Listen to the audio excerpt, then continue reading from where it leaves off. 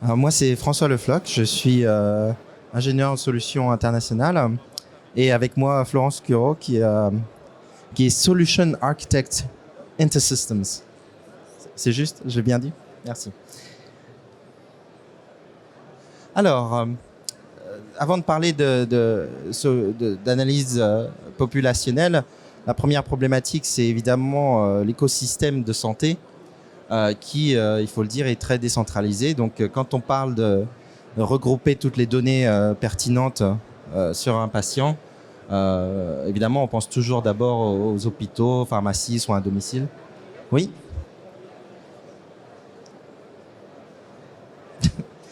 Mais en fait, ça peut très vite partir dans d'autres directions, les résultats de laboratoire, les questions d'assurance, les données familiales.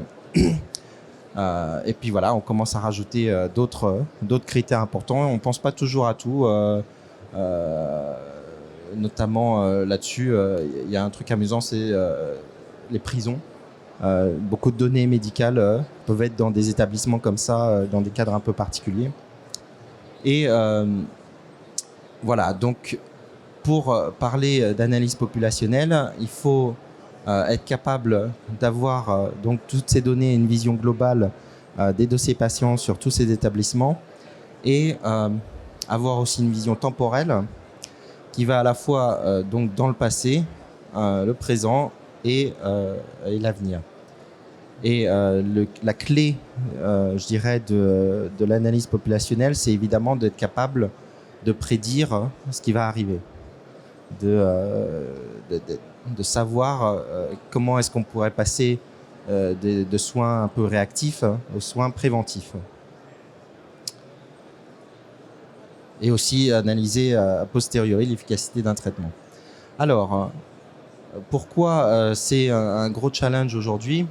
Il faut savoir que l'essor de la numérisation des données en santé est exponentiel et croît bien plus vite que tous les autres domaines industriels. Et ce volume est déjà trop important pour que vous et moi, de manière individuelle, on puisse se mettre à table et dire voilà, je vais repasser l'analyse et je vais être capable de comprendre un petit peu ce qui se passe, les tendances, et de faire même du prédictif. Donc on est déjà au-delà de tout ça et on a besoin évidemment de capacités informatiques, de l'IA, c'est le sujet prégnant de l'année. Oui, merci Hervé. Et donc les objectifs de l'analyse populationnelle, c'est évidemment tout d'abord d'améliorer la santé, puisque on parle de faire du prédictif pour améliorer la qualité des soins et combler toutes les lacunes, améliorer l'expérience du patient. Ça fait partie de la qualité des soins, mais c'est aussi un critère important parce que le patient souvent a l'impression de faire la même chose, de devoir redire son historique. Et s'il l'oublie ou s'il ne le dit pas bien ou s'il manque quelque chose ou que l'information n'est pas précise, d'être pas pris en charge aussi bien qu'il pourrait l'être. Enfin, un objectif un peu plus pragmatique, de réduire le coût des soins, parce que souvent quand on n'a pas l'information complète, on a besoin de refaire des examens, on a besoin de refaire des analyses. On est un peu bloqué sur le temps T maintenant, parce qu'on ne voit pas ce qui s'est passé avant. Et donc, les soins coûtent cher. Alors, donc, tout ça, c'est la problématique. Et évidemment, InterSystems est là pour vous aider, je dirais, à améliorer donc ces soins et à résoudre un peu tous ces problèmes donc de soins décentralisés, parce que L-Share permet l'unification des données, permet sur un territoire de mettre en commun les dossiers médicaux complexes, connectés, revenant de différentes spécialités et différents contextes médicaux. InterSystems vous permet aussi donc d'avoir je dirais le côté informatique pour traiter les données, faire de l'analytique, faire de machine learning, de l'intelligence artificielle pour pouvoir faire du prédictif. Et Voilà, donc grâce à Elshare, avoir une plateforme qui permet d'avoir tous ces avantages. Oui, alors, un détail ici, souvent, et on voit ça un peu dans le salon, les entreprises, les éditeurs vous proposent ou bien un socle technologique, par exemple en vous disant, voilà, on a un socle technologique d'IA, et il faut construire par-dessus, pour votre cas particulier, les solutions d'IA, la problématique que vous recherchez, etc. Donc la technologie, ou bien on propose la solution très précise, et nous on est des spécialistes de l'oncologie, du diabète, de telle ou telle médecine, on a des professionnels qui sont à fond là-dedans, mais on fait rien d'autre. Et faut coller un peu dans le cadre qu'on a prévu, sinon voilà, c'est pas, ça sort un peu de notre expertise. Intersystème, on est un peu partout, dans le sens où on a le socle technologique, on a l'expertise un peu métier pour proposer des solutions toutes prêtes, notamment sur le critère d'intégration, regroupement des données. Et donc, vous avez à la fois la technologie et les solutions.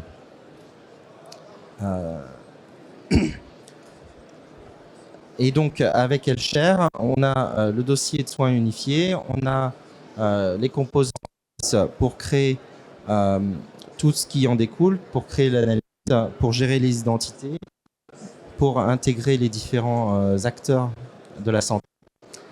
Et on a toute la partie technologie en développement, et c'est surtout aujourd'hui le machine learning et l'intelligence artificielle qui permet d'avancer sur des problématiques concrètes. Ça, je vais passer. Alors, quelques exemples un peu de ce qu'on peut faire avec Elshare.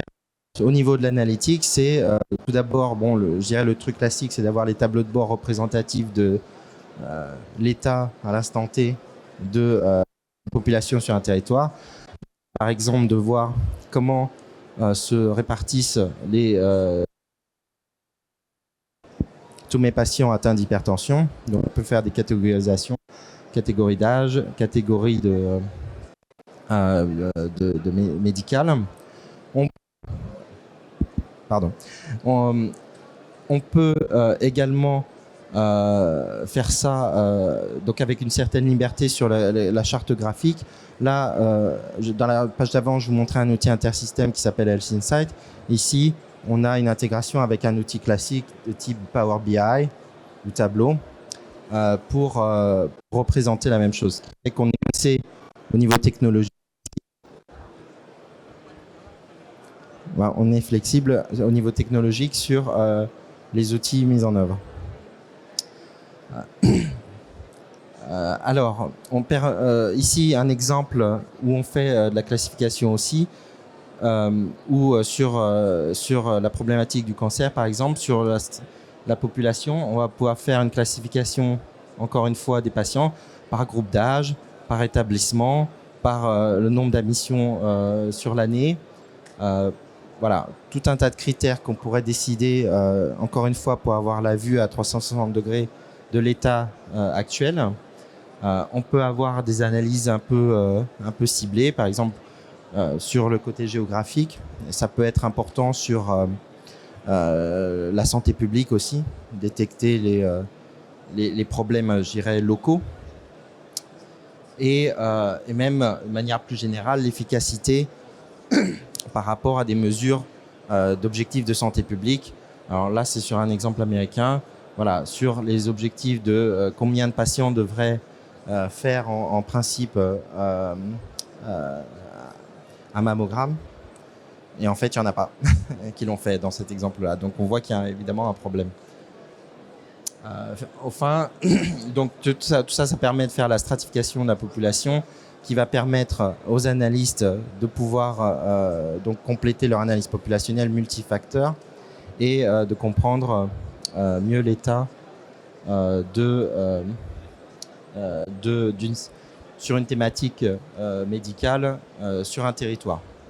Voilà, c'est encore un exemple ici sur le cas du diabète avec voilà, des stratifications, je dirais, ethniques, des stratifications par sexe, par groupe d'âge et par diagnostics qui sont associés. Et là, voilà, on peut aussi croiser ces informations pour avoir des données un peu plus précises. Je vous montre ici le côté analytique. Évidemment, sur les autres présentations qu'on a dans la journée, il y a la partie prédictive que je montre moins ici, qui est donc l'utilisation de l'intelligence artificielle à partir de tout ça pour faire du prédictif. Et Hervé est un spécialiste, c'est ça que tu voulais dire, de cette partie-là, et il pourra vous en parler en privé si vous le voulez. Oui, pardon. Juste pour ajouter par rapport au tableau de bord du diabète, on va être capable donc de stratifier une population et de pouvoir finalement identifier donc un patient diabétique avec les différents stades et faire de la prévention pour éviter qu'il passe dans la strate 2 par exemple, des patients à risque donc pour le diabète. Derrière, sur ces tableaux de bord que vous a présenté François, on va donc identifier finalement des cohortes de patients à risque et donc pouvoir notifier le cercle de soins du patient pour pouvoir le notifier que ce patient et son patient qui prend en charge régulièrement a un risque en tout cas de monter dans les strates finalement et d'aggraver donc sa pathologie. L'idée derrière, c'est de pouvoir ensuite engendrer des actions. Et donc, on a des outils qui nous permettent ensuite d'inclure finalement ce patient dans un parcours de soins et de pouvoir donc ajouter des actions qui vont être dédiées à certains professionnels qui soient donc aussi des professionnels libéraux ou hospitaliers d'ailleurs, et d'inclure le patient dans ce parcours pour pouvoir le suivre et mieux le prendre en charge et éviter qu'il monte dans les strates du diabète. Merci. Non, très bien. Alors, pour finir, juste quelques exemples de retour d'expérience, puisque là, j'ai parlé un peu de nos outils, ce qu'on faisait avec nos outils et de la problématique en général.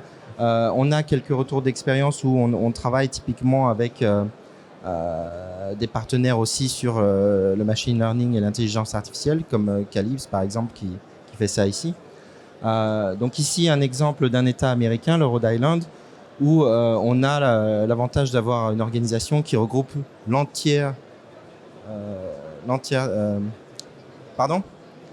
tous les hôpitaux du territoire. Et donc ça permet d'avoir juste, par la vue globale, la capacité de pouvoir juste avoir un système de départ d'alerte pour détecter les anomalies, pour détecter les événements, je dirais, les tendances d'admission, de réadmission, et donc avoir des réductions d'efficacité sur des programmes d'optimisation des soins. Sur les clientèles américaines, ici on a un exemple où à New York on travaille avec un bassin de population qui gère des dossiers patients pour 25 millions de patients et sur plus de 1500 établissements. Et rien qu'en mettant en commun cet incroyable vivier de dossiers médicaux, on est capable de générer des notifications cliniques qui permettent une réduction vraiment significative de la disparité, de la perte d'informations, des réexamens au niveau complet. Une chose intéressante, donc à partir de la vue globale sur une population aussi large, c'est non seulement la capacité analytique de pouvoir faire des stratifications, voilà, des cas de patients sur plusieurs thématiques, que ce soit les thématiques d'utilisation des ressources, les thématiques médicales, les thématiques d'objectifs de santé publique, et donc aussi de passer, je dirais, à la médecine un peu réactive, à la médecine prédictive, où on voit avec ce projet l'apparition d'indicateurs assez simples pour aider les médecins à comprendre en quoi un tel patient qui est devant eux diffère, je dirais, de l'ensemble des patients qui sont dans le système d'échange. Et donc on prend ici le système qui présente les dossiers patients sur Healthseek, donc sur la population de New York. On voit les choses assez classiques, donc les prescriptions, les résultats de laboratoire, toutes les données qui sont regroupées sur tout le territoire. Et on a ce segment-là qui a été rajouté, où on a les évaluations des risques. Sur la prochaine année, quel est le risque que ce patient développe le diabète? Qu'il ait un infarctus, qu'il ait une réadmission en urgence dans le mois qui vient, etc. Et on voit tout ça, ça permet à avoir pour le médecin un indicateur